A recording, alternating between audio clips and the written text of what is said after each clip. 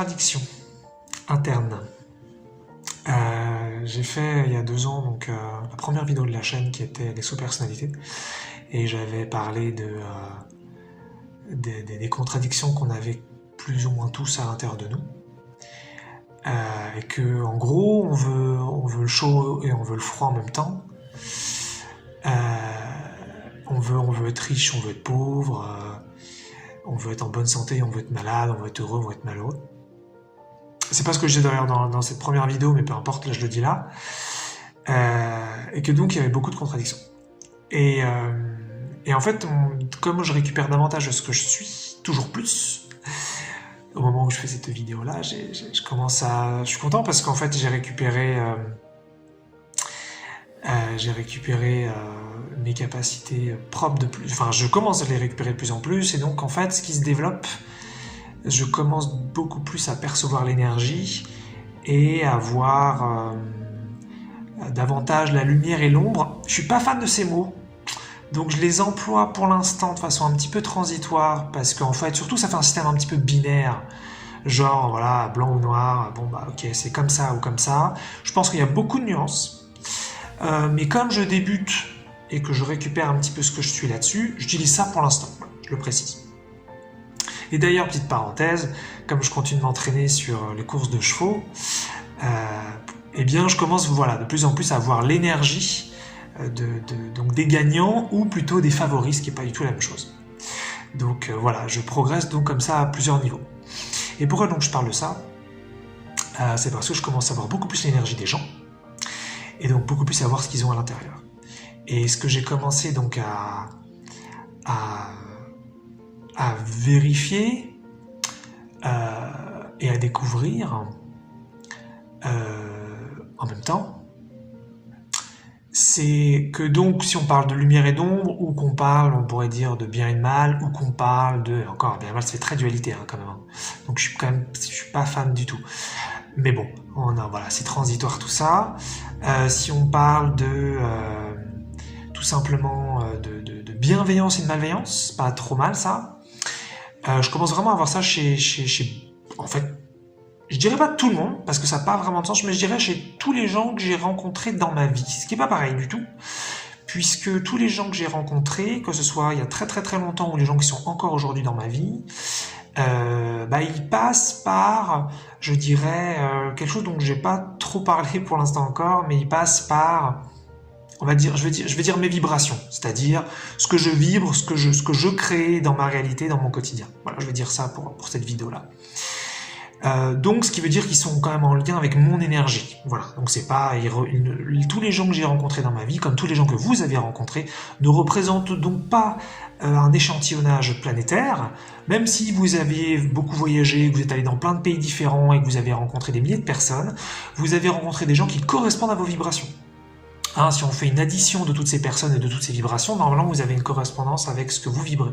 Ce qui ne veut pas dire une correspondance avec ce que vous êtes, fondamentalement, ça c'est 2 choses différentes, mais en tout cas avec ce que vous avez vibré.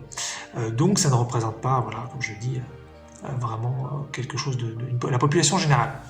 Mais ça représente plutôt ce que vous étiez, ou plutôt ce que vous vibriez jusqu'ici. Et donc, en fin de compte, ce que j'ai commencé à remarquer, donc c'est qu'il y a beaucoup de bienveillance et il peut y avoir beaucoup de malveillance chez un peu tout le monde. Donc, tout le monde, voilà, avec des guillemets, évidemment.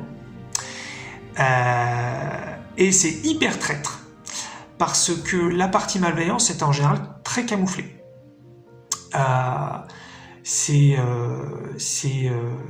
Et j'ai envie de dire un peu évidemment, il y a des gens qui se cachent pas. Il y a des gens, ça leur pose pas de souci de montrer de la malveillance.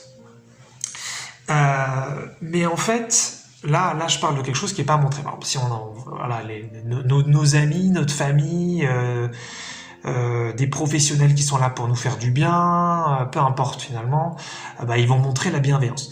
Et puis surtout, là, je parle principalement d'une malveillance aussi, je dirais, inconsciente. Je ne l'ai pas précisé, c'est très important. Voilà, je parle d'une malveillance inconsciente, je parle de quelque chose, je dirais, voilà, qui n'est pas fait exprès. C'est ça, enfin. Donc c'est pas un mélange de quelqu'un. Je ne suis pas sur de l'hypocrisie là tout de suite. Voilà, c'est bien de le préciser parce que c'est quand même très très différent. Ce n'est pas quelqu'un finalement qui face à nous nous dit du bien et puis dans notre dos nous crache dessus. Je parle pas de ça. Je parle pas de ça du tout. Bien que ça puisse tomber un petit peu là-dedans, mais vraiment principalement là je parle pas de ça. Je dis juste que voilà, il faut comme pas non plus penser qu'il n'y a pas d'hypocrisie du tout. Mais c'est vraiment pas là ce que je dis, et puis je pense que c'est même pas majoritaire du tout. Là, je pense que l'hypocrisie, c'est un petit cas. Donc c'est pas très très intéressant là pour l'instant. Mais donc ce que j'ai commencé à percevoir de plus en plus et à le vérifier énergétiquement, c'est qu'il y avait quelque chose de très sombre chez beaucoup de gens. Et en fait, on peut vraiment, si on n'a pas ces capacités psychiques que moi je développe et que j'ai rencontré plein de gens qui en ont, on peut appeler ça de la clairvoyance. Hein, donc voilà, il y a plein de gens qui sont clairvoyants. Donc c'est une capacité finalement très connue. Je dirais pas que je suis clairvoyant donc, mais je commence à avoir effectivement des capacités de clairvoyance. Je préfère dire ça. Je débute vraiment sur des capacités de clairvoyance. Et donc je peux commencer à voir l'énergie des gens. Et voilà. Et donc je prends un cas concret pour parler de ça. En fait, j'ai fait une vidéo qui s'appelait une approche de thérapie holistique. C'était la 188. Ce que je veux dire par là, c'est qu'elle n'est pas si loin de celle-ci, puisque celle-là, c'est la 201. Donc voilà, c'est pas si éloigné.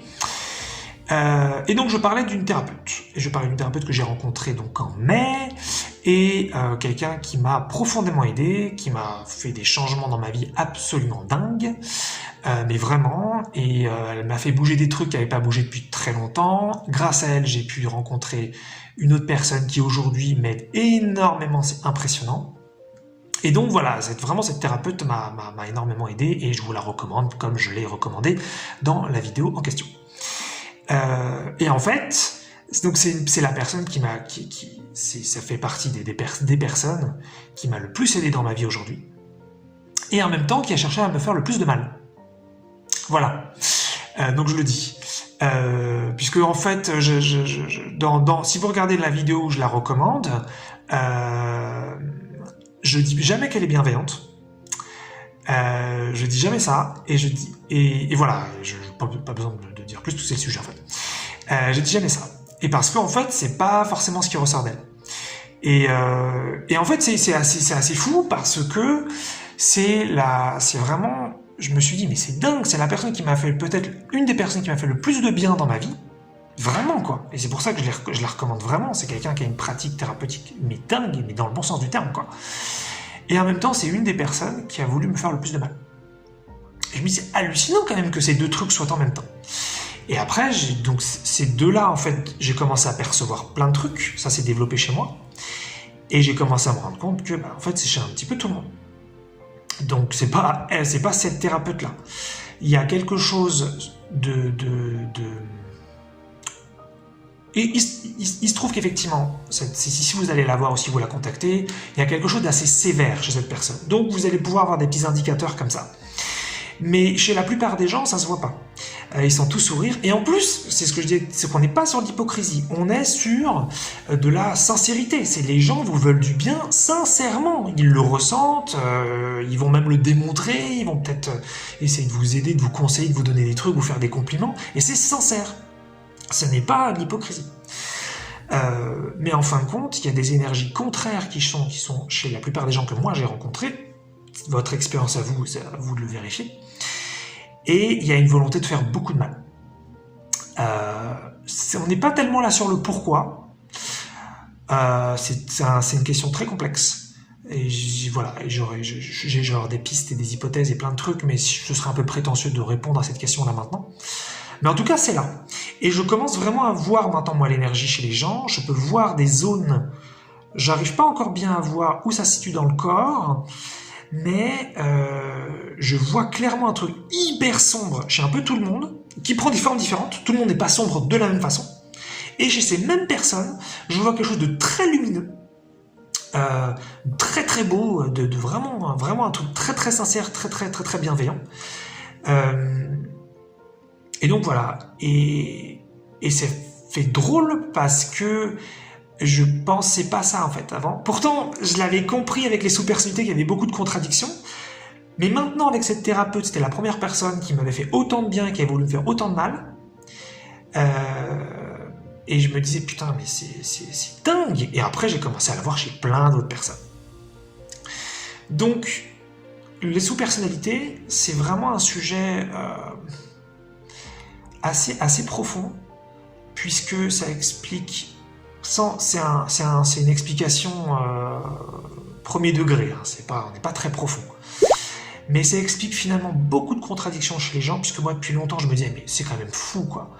Moi, je parle de plein de sujets, d'autres personnes aussi, bien sûr, sur la liberté, sur l'amour, sur l'abondance, sur la joie inconditionnelle, sur la communication consciente avec l'au-delà, sur plein de choses. Et je me disais, mais tout le monde va vouloir ce que je raconte, parce que je parle que d'évidence, je parle que d'aller très très bien, en fait. Il n'y a que ça qui m'intéresse, moi. Et dans mes rencontres, dans mes relations, c'est quelque chose qui finalement n'était pas prégnant. Je me disais, mais c'est bizarre parce qu'ils n'ont pas l'air de trop vouloir ça. Et maintenant, je commence seulement vraiment à intégrer la contradiction chez les gens. Alors, je m'inclus dedans, oui, parce que forcément, il me reste des contradictions internes. Je ne vais pas être prétentieux de dire que c'est pas le cas, mais je vois quand même qu'il y a un décalage. Je semble, moi, être plus au clair que la moyenne, même s'il me reste des contradictions. Sur certains sujets. Moi, je préfère mourir que ne pas être libre, je préfère mourir que ne pas vivre dans l'amour, je préfère mourir que ne pas être abondant. En fait, pour moi, c'est clair, ça. C'est évident. Cet endroit, il est fait de trop de contradictions, trop de choses qui collent pas, qui sont dysfonctionnelles, qui sont incohérentes, avec mes critères à moi, bien sûr. Et donc, je suis plutôt au clair là-dessus. Mais je me rends compte qu'il y a une volonté d'être libre chez la plupart des gens, et une volonté de ne pas être libre, et une volonté d'être riche, et une volonté d'être pauvre, une volonté d'être abondant et de ne pas l'être. Et une volonté de vivre dans l'amour, et une volonté de ne pas vivre dans l'amour, et une volonté de faire du bien, et une volonté de faire du mal. Tout ça n'est pas équilibré, genre 50-50. Ça, je pourrais pas dire quelles sont aujourd'hui les proportions. Et en plus, ça va dépendre de chaque personne. Et en plus, ça prend des formes différentes. C'est-à-dire que quelqu'un qui veut faire du bien va faire du bien différemment de quelqu'un d'autre. Et quelqu'un qui veut faire du mal va faire du mal différemment de quelqu'un d'autre. Donc ça prend des formes différentes. Mais ce que je remarque, c'est que déjà, c'est pas conscientisé chez la plupart des gens. Par exemple, ce que je disais sur l'exemple de la thérapeute que j'ai suivie, ce que là je dis, elle n'en est pas consciente. Elle se rend pas compte. Je pense qu'elle pense vraiment faire le bien. Et il y a des trucs où vraiment elle fait du mal. Donc voilà, pourtant, je me rappelle, je la recommande fortement puisqu'elle m'a vraiment transformé ma vie. Hein, donc sur certains points, pas sur tous les points, hein, ce que je dis dans la vidéo de recommandation. Mais ça me semblait important d'être honnête là-dessus. Je ne savais pas d'ailleurs comment le dire ça et comment le positionner. Et maintenant ça va, je l'amène avec, en fait c'est le cas chez tout le monde. Pour, encore une fois, les gens que j'ai rencontrés, parce que je commence vraiment à le vérifier chez plein de personnes. Et puis voilà, moi aussi il me reste des petites choses sombres de toute façon, hein, je le dis. En revanche, voilà, ce que je vous propose, c'est ne partez pas de l'idée que c'est normal et que ça doit être comme ça sur Terre. Non, ça c'est personnellement je trouve que c'est une énorme connerie de penser ça, qu'il y en a beaucoup qui disent il y a de la lumière et de l'ombre de toute façon chez tout le monde. Non, parce que quand vous pensez comme ça, vous êtes sur un paradigme.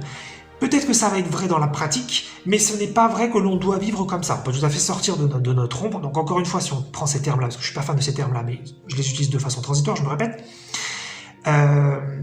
c'est qu'effectivement, il y a beaucoup de contradictions encore chez les humains, il y a beaucoup de choses en interne qu'ils n'ont pas conscientisées, ils ne savent pas qu'ils veulent les choses et leur contraire, donc ça fait plein de bordel, oui, mais ce n'est pas un truc, je dirais, ce n'est pas de la gravité, quoi. Genre, on doit vivre avec et c'est comme ça. Non, c'est des choses, si on les traverse, si on n'en veut plus sincèrement et qu'on a la bonne thérapie ou la bonne technique personnelle interne, c'est des choses qui peuvent vraiment partir et on peut n'être que lumière ou qu'être bien, ce qui veut rien dire, c'est extrêmement subjectif, mais ce que je veux dire, c'est que bienveillant, quoi, que amour, si c'est ce qu'on veut.